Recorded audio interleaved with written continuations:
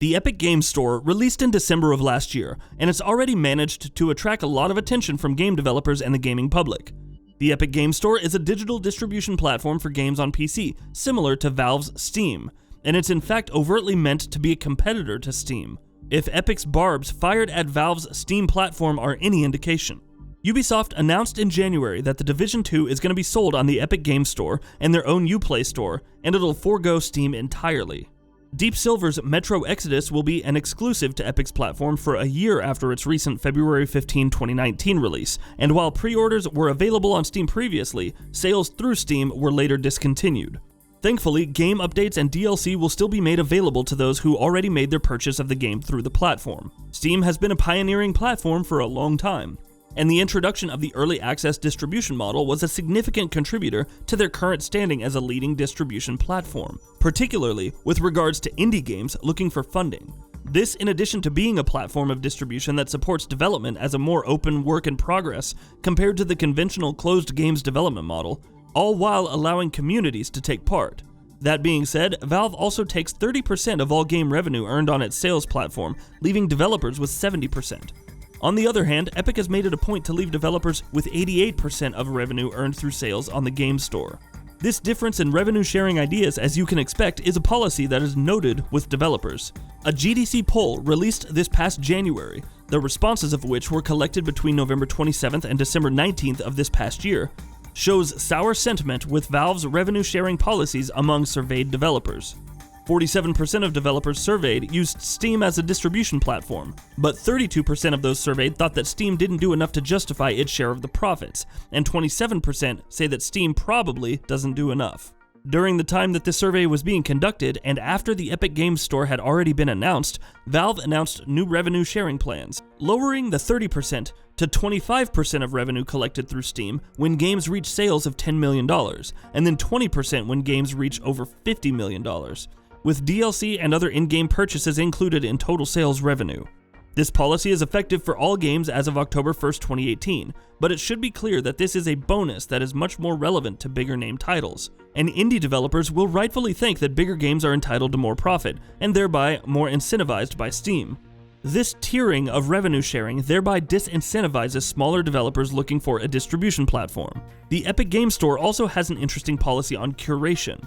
During the middle of last year, Valve issued a statement that they were going to be much more laissez-faire in allowing games on their platform. Quote, anything goes, except for things that they deem to be illegal or trolling, though this is still at the discretion of Valve. At launch, the Epic Games Store sold a small and curated selection of titles, and by mid-2019, Epic will open themselves to developer submissions of games for use of the platform. By that time, Epic plans to have instituted a vetting process that filters out games on the basis of quality, making sure to avoid low-quality or lacking in functionality titles targeted towards technical issues and approved based on human evaluation. Epic also plans to disallow adult-only content from being marketed on the game store, which must be noted in relation to the recent laissez-faire publishing policy on Steam, and the inevitable controversy that resulted as a game with problematic content found its way onto Steam. Another policy that Epic has touted is its foregoing of imposing digital rights management requirements, which is surely popular with game developers, as it has been commonly stated that DRM fundamentally trades publisher control over access to a game for the purpose of protecting against piracy, but at the expense of functionality and accessibility for consumers. Interestingly, some developers such as CD Projekt Red of CD Projekt have already declared their intention to forego DRM, but as a consumer-friendly policy, game players surely find it favorable. It also has to be said that Epic doesn't object to publishers using DRM in their games, however, just that there is no store-wide DRM endemic to the game store itself. Epic will sometimes fund development of the game as a trade for exclusivity. This is one of the methods by which Epic secures exclusivity for its store, along with marketing assistance and the institution of revenue guarantees. Epic also is in the process of creating a review system for the game store, one that is opt-in by the developer's choice. This is meant to combat review bombing and otherwise artificial influences on review score either in positive or negative directions. It must be stated that Valve and Epic have recently been in a significant tangle over the collection of Steam users' friend data and playtime information for games by the Epic Games Store platform in a manner not intended, though apparently this is going to be rectified in the future. This most recent controversy, with Valve's response dated March 15th of 2019, represents Valve's most recent commentary on the Epic Games Store platform as a whole. There wouldn't seem to be any major changes to the platform planned otherwise. It tends to be a case that Valve is slow to respond to issues in their policies and only then selectively evaluates the necessities of those issues meriting response. And so, it may seem for now that Valve can entertain the presence of the fledgling Epic Games Store. But as of now, Valve's Steam platform is competing with Discord, GOG, itch.io, and the now active Epic Games Store as contenders to its thus uncontested dominance as a PC gaming distribution platform. It isn't that Steam was ever the only way in which games could be distributed, but the pressure from competition, the momentum of which could surely be bolstered by the arrival of the Game Store, could prompt changes in Valve's revenue sharing or game curation policies. Valve may not think that they have to act now, but moving too slowly could allow their competitors to gain more traction. Grievances with Valve's revenue sharing policies are very much known at this point, and it's one thing that apparently Valve doesn't feel that they have to change. Valve did update their sales data sharing policy in December to allow for developers that work with them to share sales data more publicly, but it remains to be seen whether or not this is going to significantly affect the perception of the platform.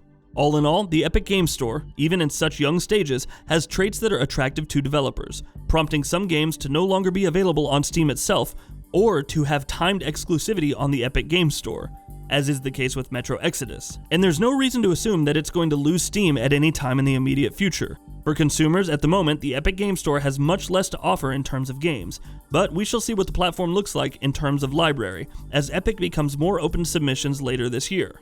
So what are your thoughts on Steam as a platform, on the Epic Games Store, and Valve's strategy in promoting Steam as of late? Do you expect the Game Store to be a serious contender to Steam in the future?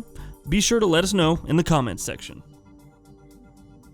And that wraps it up. If you like what we're doing, please consider subscribing to our channel. We upload new videos daily. Also, don't forget to switch on the bell notification icon, that way you don't miss out on any of our videos.